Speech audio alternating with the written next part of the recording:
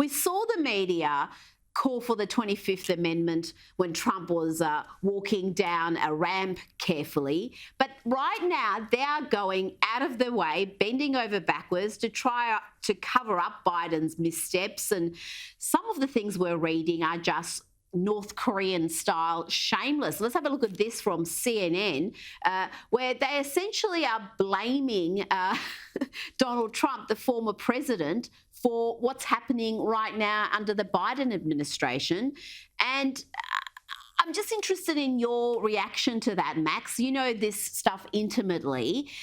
How would you judge the media reporting on what's happening between Russia and Ukraine and the Biden administration's role in that?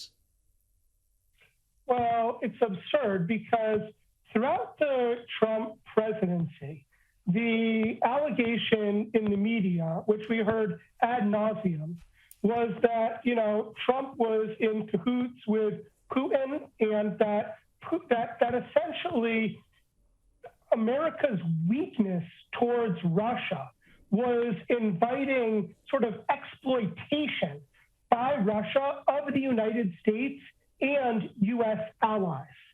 And what we then saw is that shortly after Trump lost to Biden, Putin then invaded Ukraine. And the only other time that Putin had invaded Ukraine was in 2014 when Biden was the vice president and Obama was the president. So there was actually a relatively peaceful interlude when Trump was president. And rather than Trump eliciting this Russian predation, if you will, on U.S. allies, during Trump's tenure, there was a temporary reprieve from it.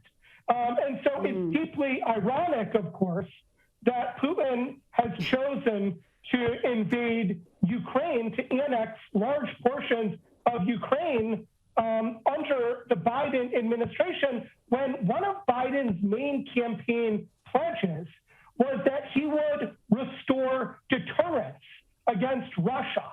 And of course, the exact opposite has happened. And yet you're quite right that there's this massive disconnect between reality and media reporting, especially in the United States. CNN essentially just carries water for the Biden administration. I think that they're all trying out to be essentially the next press secretary.